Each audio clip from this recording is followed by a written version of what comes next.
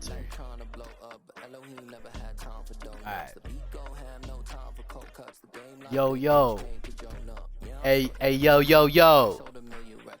I know y'all hear me. We back. The One Cut Podcast. Starring your boy Steps, aka the Minnesota Vikings owner. I'm here rolling solo today.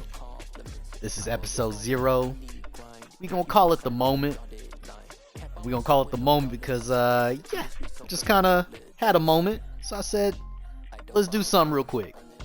Let's put something together, a little content for the people.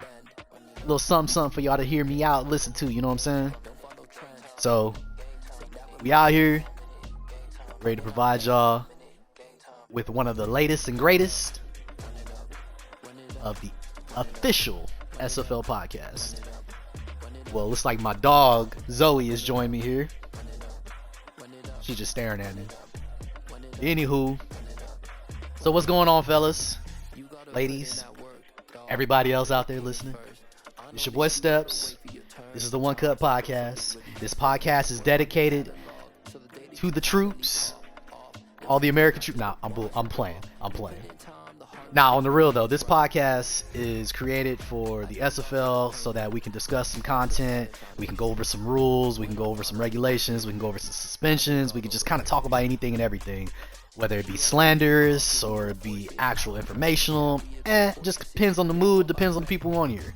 So, please, by all means, sit down, relax, grab your favorite beverage. It's gonna take like 20 minutes tops. We just gonna go through some stuff. So first and foremost, the One Cut Podcast comes to you. Once upon a time, we had the One Cut feature that was introduced into Madden, and that became the kind of like the symbolism of the podcast itself, because I wanted to talk about like the One Cut. I want to talk about the zigzagging and everything that we was doing in the league and kind of address it, and I just kind of held on to it because I love the name. So that's why this podcast is called what it is. Without further ado, let's get into some more good stuff. So, I want to talk about this playoff picture to start off. Lord, some of y'all don't belong. And this is not even me being slanderous. Some of y'all don't belong. Lord help me. Let's talk about the good with what I see here. Chan, rightly so, deserves to be the number 1 overall seed. Rightly so. I'm not going to take nothing away from him. Q is Q. This not even me D-riding, nothing like that. Y'all know what Q is. 11-time champ. He's him. He deserves to be the number 1 seed in the AFC. Cannot stress that enough. That is what it should be. But let's look at these number 2s. These number 2s are interesting to me. I see Guy in the Buffalo Bills, and I see Garl in the Philadelphia Eagles.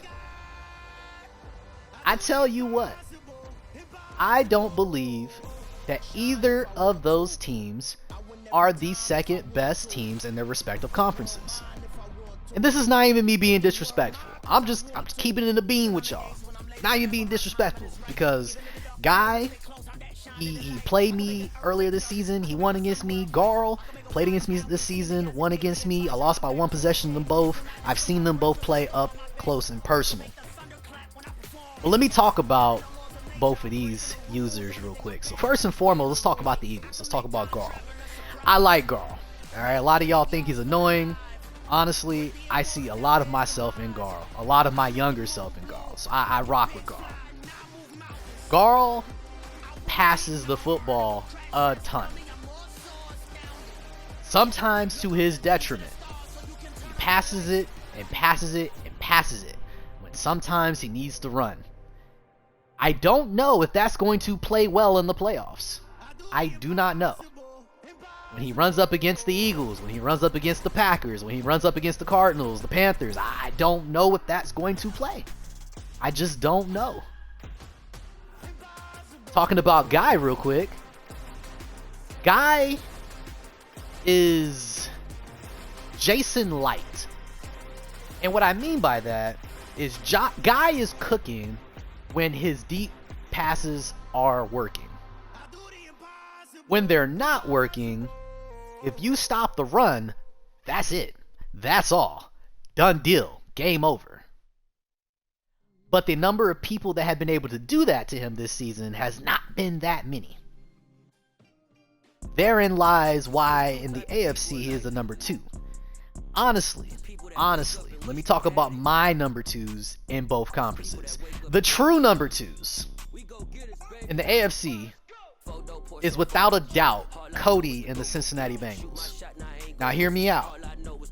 Cody was wilding, destroying people that I did not know he could destroy.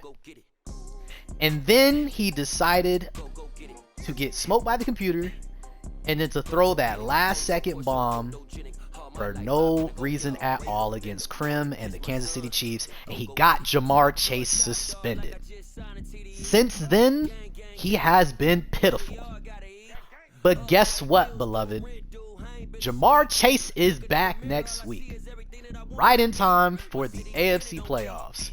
There is going to be some hell to pay by these other owners in the AFC. It's going to happen. Cody is about to wild out, and y'all are going to have to face that and deal with that. I honestly think Cody is probably the biggest contender to knocking off Q and the Chargers. Over here in the NFC, my true number 2, y'all are not going to believe me, but I truly believe this from the bottom of my heart, is the Green Bay Packers and Turk.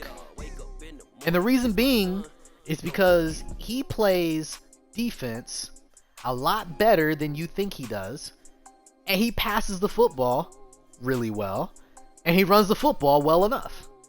And I feel like when you're balanced all the way across the board, when you don't have glaring issues like Jason or the old Giants owner, or I've seen Malik have some issues, I've seen LB and the Cardinals have some issues. When you don't have those glaring issues that can be exploited, it makes it very difficult to be overcome.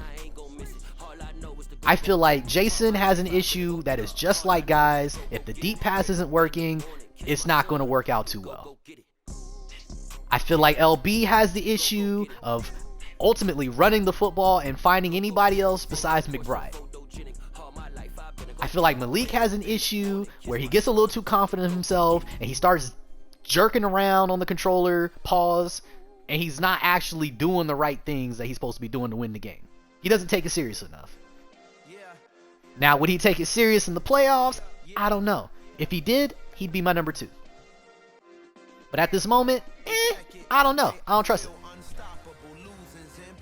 So, just looking at this playoff picture, I'm going to tell you this. This is what Steps predicts to happen in the AFC playoffs. Guy is going to win against Bert. Cody is going to win against Mike. And Ed is going to win against TRC. With all due respect, TRC, and welcome back to you because you'll be back in time for the playoffs. NFC is for sure going to be Garl. This matchup, 3-6, is probably going to be the best game of the wild card. But Turk is going to take it. And in this game, I actually think it's a mismatch. No offense, LB. LB is him. Don't get me wrong. But I think Malik is a terrible matchup for you. Malik is going to smoke this game. I'm sorry. So we come back over here to the divisional round. So then that would put Ed against Q, 1-5. And that would put 2 and 3, Guy and Cody against each other in the AFC divisional round. Q is going to take that game against Ed. I can't even scroll. There we go. And I'm gonna say Cody figures it out against Guy and those deep passes that happen to always work. He's going to take that game against Guy and the Buffalo Bills. So that puts in the AFC Championship game Q and the Chargers and Cody and the Bengals. NFC, let's talk about it. This is where I'm gonna get a lot of flack here, but I'm gonna still speak my piece. I just saw what Malik just did to Chan.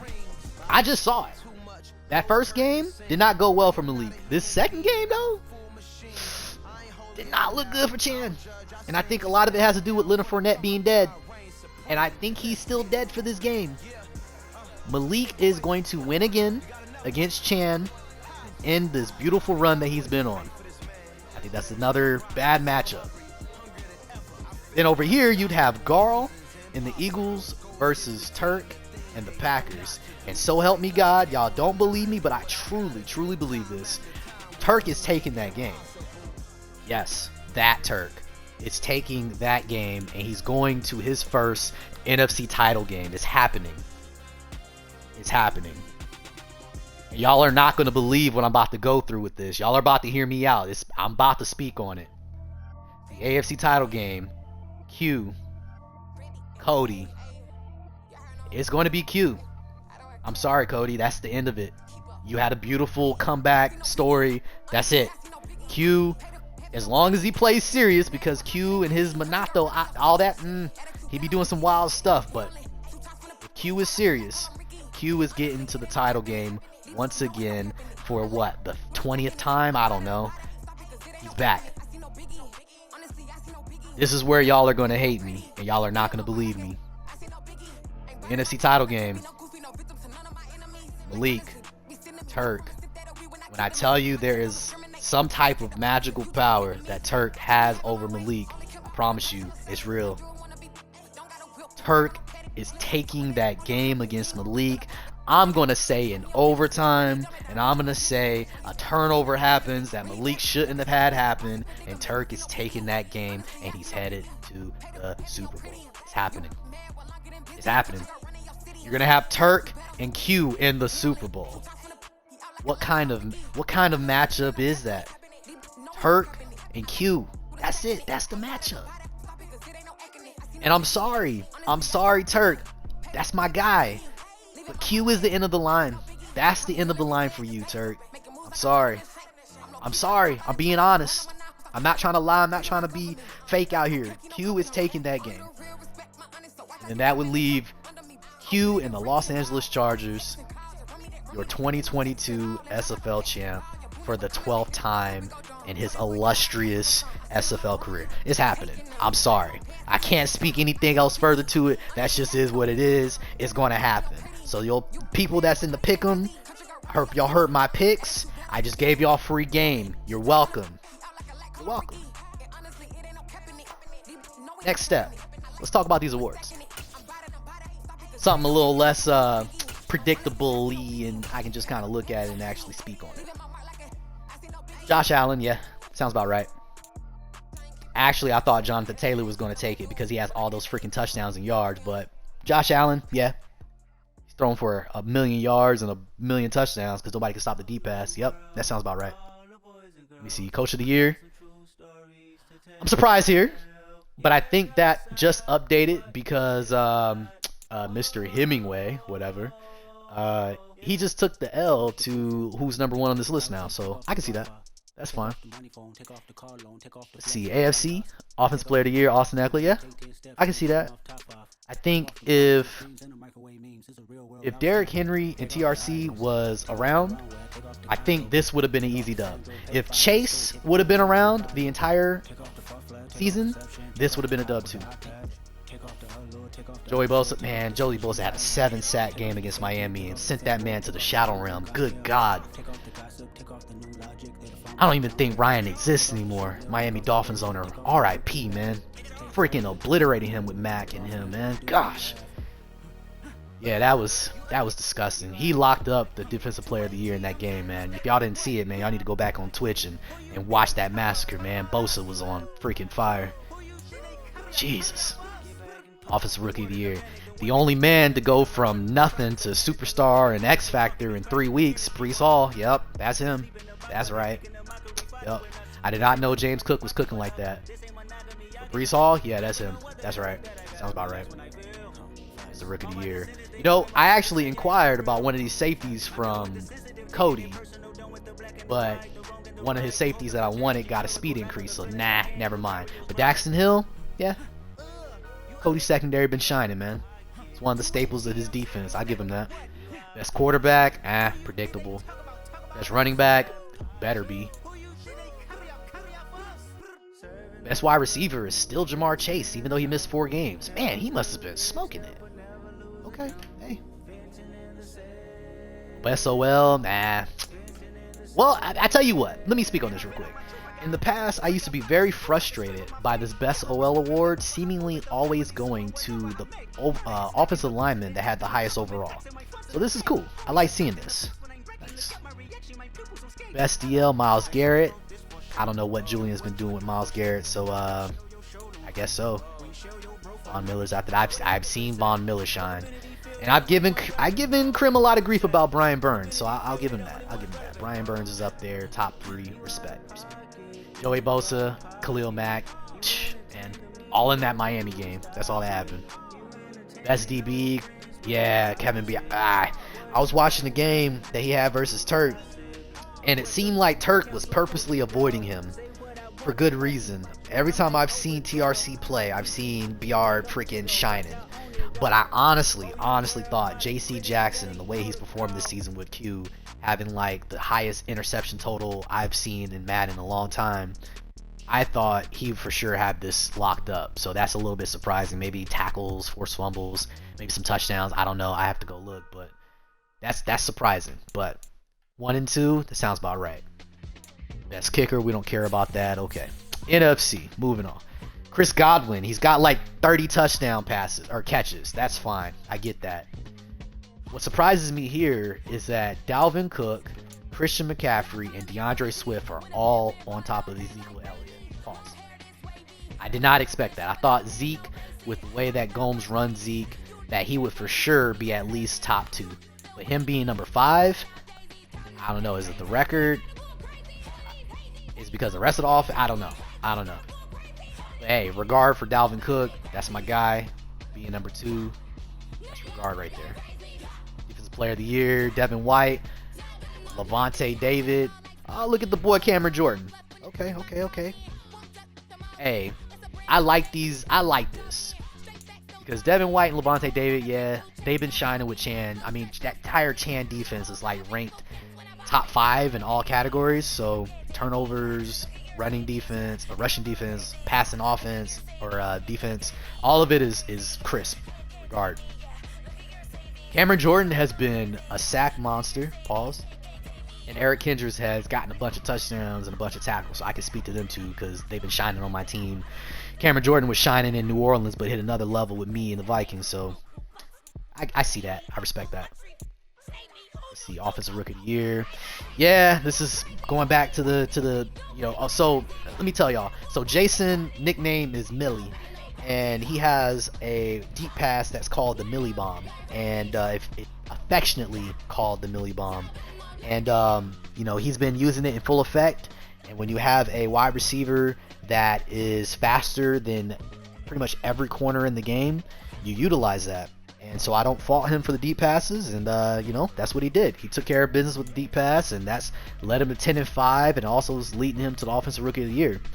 I thought Trey McBride would still get it though, because tight ends freaking doing the damage that LB's been having him doing, looking like Mark Andrews. He's been shining with them. I'm surprised he's not X Factor already. He must not have been getting prompts, but by season's end, he'll for sure get his SS, his superstar. And I'm pretty sure he'll eventually get that X Factor going. So Thibs, Palpatine, he gave so much cushion to Kayvon Thibodeau and had him absolutely shining early going. Like he was like top 5 sack leader and all types of stuff and tackles for loss. And then Palpatine committed suicide and left. I mean, not literally, but figuratively, he disappeared. And so Kayvon became him. And stayed him. N'Kobe Dean, he wasn't starting until like week 5. Garl's an idiot, and he wasn't starting until like week 5. And he got him all the way up to number 2 in the Rookie of the Year. So respect to that. Best quarterback, Tom Brady. Boo. But yeah, sounds about right. No other quarterback in the NFC was as dangerous as Brady, so that's a shoo-in. Best running back is Dalvin Cook. That's regard. I didn't think DeAndre Swift would be higher than Zeke, but hey, we'll take it if we can get that award right here. Chris Godwin, we knew that. That's fine. SOL, see, this is the one where it's like, okay, best overall maybe, because I think one of these Tampa Bay Buccaneers linemen should get it. But, ton of rushing yards. Zach Martin's all guard, center, or whatever. Yeah, fair enough. Cameron Jordan, yeah. I mean, like I said, he came over to Minnesota, started eating, man. Started getting sacks out the wazoo. Got like 14 of them. Aaron Donald, I don't know what his numbers are. But Thibodeau, being a rookie, top 3 on the DL list, hey, that's props, man. It's fire. Best linebacker, Devin White, sounds about right. But Micah Parsons being only number 2, I don't know, man. I don't know. Go back. And Rashawn Gary being number 3, and that's it. I don't know. I don't know, man. That's tough. Because Gary has been freaking monstrous, even though he ain't got no type of development. Parsons, man, when I was playing Gomes myself, man, Parsons was just always in the backfield. It was super annoying. But Devin White, man, he must got them numbers. So, alright. Best DB, Xavier McKinney. I thought Trevon Diggs would be first. I think he's leading the NFC in interceptions, so that's surprising. I know Tracy Walker. Actually, I think Tracy Walker was leading the NFC in interceptions. I'm gonna have to go look at that too. I know CJGJ or whatever Garl calls him. He had like a 4 interception game and like a touchdown. So I'm surprised that he's just 7th, but maybe that was just his breakout game. Maybe he didn't really do much before that. Alright, and the rest of this don't matter. Alright, just get out of it. Get out of it. Alright, so last thing I'm going to talk about real quick before we get out of here. I'm going to talk about my overall thoughts on this season. So season 1 was fun. Even though I'm not going to make the playoffs, it's fun seeing a lot of people who I had zero like confidence that they would make the playoffs, made the playoffs. And then we got a new guy that made the playoffs in TRC. So that's, I like seeing that. I like seeing parity and like seeing the new guys shine and step up. I will say, and I'm going to save a lot of this for another podcast. I'm not even going to get all the way into it. I will say that it definitely feels like a lot of people in the SFL play a similar way. And that is no knock on anybody on the SFL, and I'm not even going to get into detail on what that is. A lot of people in the SFL have seen how people play and have adapted that play style. I am just here to tell you that play style is not going to work long term. I'm not going to single out anyone. I'm not going to call out what that play style is. I just want you to know that if you feel like you have seen people play and you have taken on those things in the way that they play, defense and offensive wise, it's likely it's not going to stay working. Season 2, historically in the SFL, has been a year of adjustments, a season of adjustments. A lot of people, season 1, get surprised by people, and you start seeing those surprises come full circle when you start seeing the results of these games towards the end of season 1. But season 2, the people that were shining season 1 by gimmicks get figured out season 2, and they don't shine nearly as bright, if at all. Pay attention season 2 to what a lot of these users that are in the playoffs or that were close to the playoffs and how they did and how they will do going into season 2. I'm just going to leave it at that. But I think that's the end of this episode 0, this intro episode, getting us back into the grind. I needed something just to get the juices going, something to just get me back in the mode of doing these podcasts for y'all, because I love providing content. I love helping out this league. I really enjoy it here. I know lots of people enjoy the content, even though it's not the cleanest, not the crispest. They just want to be able to digest more of this league, and I'm right there with you. I love digesting a lot of content from this league, so please keep posting those articles, keep coming up with those ideas for the Discord, keep telling me that you want different channels made so we can actually put content in them. Tell me the type of team news you want to do, if you need some help with some graphics. I know a guy, Doughboy, he's willing to help with graphics. Just talk to me, holla at me, let me know. I got you. With that said, that's it for episode 0 of the One Cut Podcast at the moment. We back. And next time, I'm hopeful I'll have some guests. And we gonna get it. Y'all take care. Be easy. I'll holla at y'all.